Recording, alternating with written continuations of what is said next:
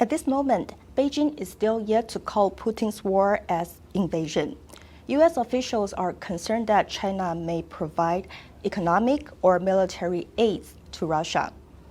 Could you tell us what is China's position and calculations for this crisis in Ukraine, and what is your interpretation of China's ambivalence? Well, I think China and Russia have grown closer in the past several years, and I think at this stage you can call their relationship an entente, to use the French diplomatic term. It's not a full-scale alliance, but they've got mutual understandings to reinforce each other's positions.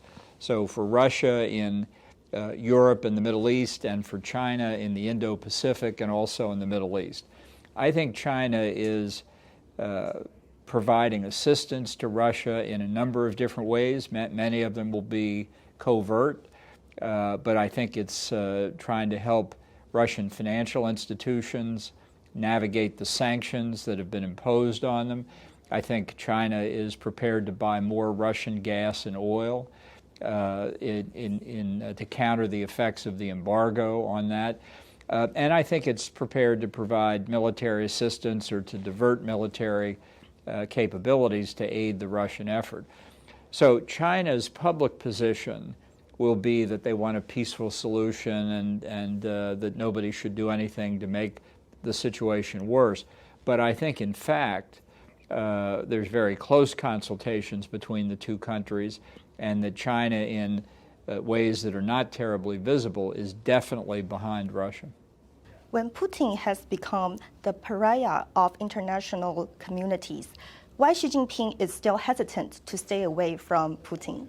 Well, I think this is something that China is watching very carefully. So obviously the reputational damage that Russia is suffering is not something that China wants to see happen to itself, or certainly Xi Jinping doesn't want to be seen in the same way that Vladimir Putin is being seen.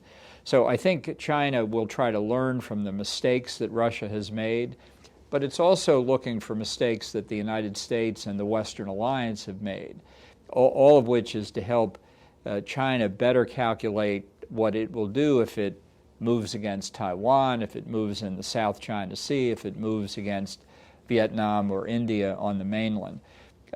So this is a learning experience for China in many respects. What are the common grounds that Xi Jinping and Putin have, and what are the potential conflicts of the two countries? Well, I think the Entente could develop into an alliance. And what they share is a desire to be free of the institutions and norms of in commercial and political terms of the developed world.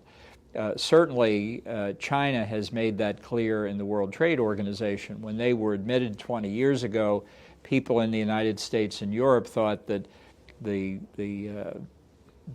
dealing with the rest of the world in regular commercial channels would change how China behaved, and that has proven not to be true. China, if anything, now is exported its mercantilist economic policy into the World Trade Organization. They both want to be free of the constraints of dealing with U.S. dollars, which is the world currency. Neither China nor Russia has a convertible currency now, and that puts them at a real disadvantage, and they hope that by working together they can form an economic bloc that can operate independently of the dollar. I don't think that's going to happen, but I think that's their aspiration. And they have many things in common that move them closer together. China is an energy-poor country, whereas Russia has enormous reserves of oil and natural gas. So China's a natural purchaser, Russia's a natural seller. Russia has sold China sophisticated military weapon systems for many years, and that will likely continue. There's shared geographic space in Asia. It makes that a very powerful geographic bloc.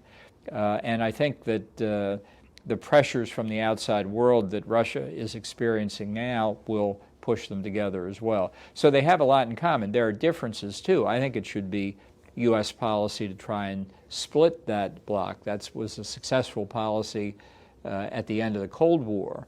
And the partnership now is very different because China is the senior partner and Russia is the junior partner, which was very different from the Cold War where the reverse was true. How could these two countries be equal partners when Russia's GDP is less than 10% of China's? Would Putin be satisfied to be like a kid brother of Xi Jinping? Well, I think this is going to be a lot more difficult relationship in that sense than either China or Russia understand at the moment. I think the performance of Russia's military in Ukraine has been so unexpectedly poor that will hurt Russia's position. But it is still one of the two leading nuclear powers in the world, and its nuclear capabilities are something that the rest of the world has to take into account. But I think simply the size of the economy over time will be a dispositive factor. And I think it's going to be very uncomfortable for the Russians. But as of yet, they don't see it that way. I talked to Russians when I was National Security Advisor and said, I don't think this direction is going to be satisfactory for Russia over the long term, and I did not persuade them of that.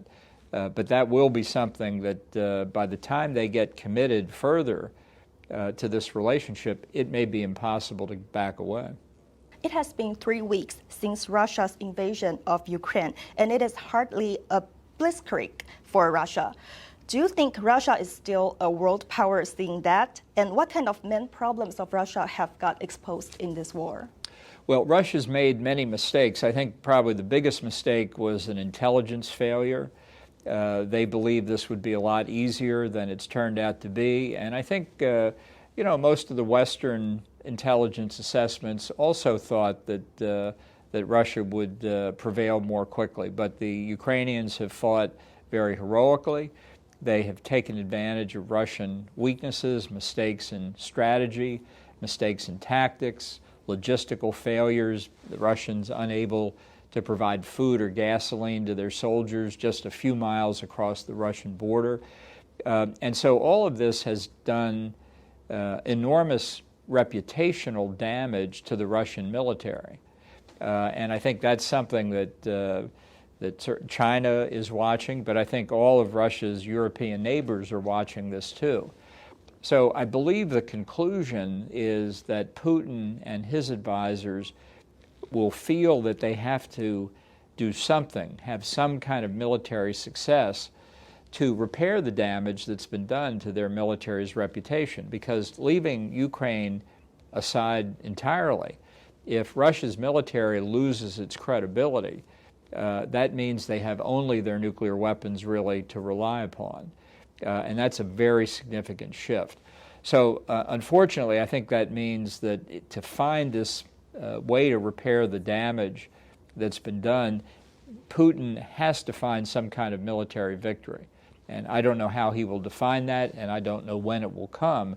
But I think what that means is that the war will go on so that Russia will still be perceived worldwide as a great power. We have seen some Ukrainian people comparing Putin with Hitler. Do you see the similarities between the two people? And how have you seen Putin's involvement in the past 23 years since he got into power? Well, I think Putin is clearly an authoritarian figure. I don't think he has an ideology of like Hitler does, and he, as bad as his acts are, they don't come close to the Holocaust that Hitler conducted against the Jews. But the authoritarian nature of Russian society, it's not communist in ideology anymore, but it is authoritarian, is similar to other authoritarian regimes. I first met Putin in October of 2001 when I was at the State Department. I accompanied Secretary of Defense Rumsfeld to Moscow right after the 9/11 attacks. And I've met with Putin many times since then. He's very cold-blooded. He's one of the hard men of history, and he has a very clear idea of what he thinks Russia's national interests are. In 2005, he spoke to the Russian Duma, the parliament, and he said that the breakup of the Soviet Union was the greatest geopolitical catastrophe of the 20th century. And that was a mark of reflecting his concern as he had watched the Soviet Union break up after the fall of the Berlin Wall, and should have been a signal to us that he intended to change that and to repair the damage that Russia had suffered. And I think that's really what's motivating him now. I don't think this is irrational. I don't think he's lost track of the real world. I think he values regaining Ukraine, Belarus, and other parts of the former Soviet Union, and this is what he's trying to do. And besides Putin, another authoritarian strongman in today's world is Xi Jinping. Do you see similarities between Putin and Xi Jinping? Well, I think they are clearly authoritarian rulers. I think Putin is much more of a post-communist authoritarian.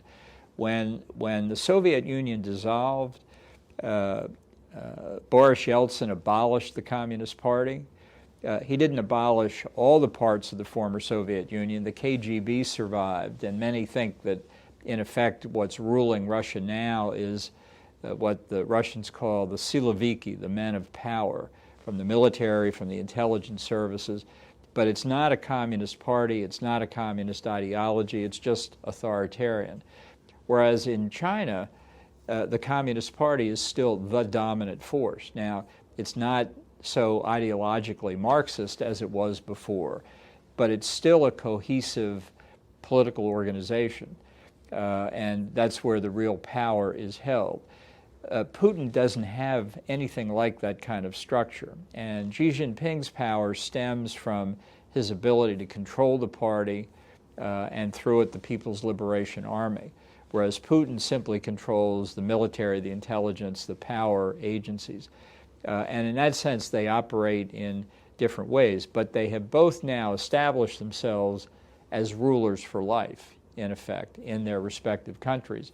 And I think that that enables them to have a closer relationship because they both understand how the other one functions. I think that China and Russia in recent years have both been very successful in their overt efforts to influence public opinion in their domestic situations, but internationally as well.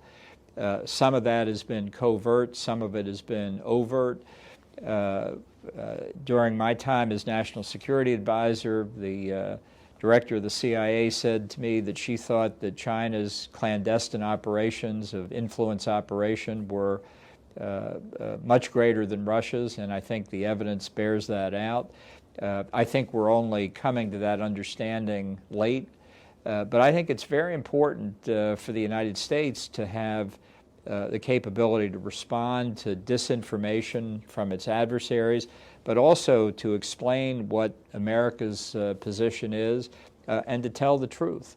And that's something that if I'd stayed in the government, I wish I would have been able to do a lot more on, but it's extremely important. During the Cold War, we saw how important it was to tell the truth to the people behind the Iron Curtain.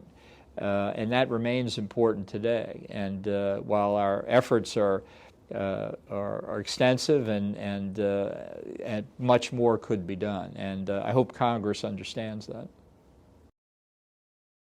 Permanent members of the Security Council have vetoes that protect them, as in Ukraine's case, Russia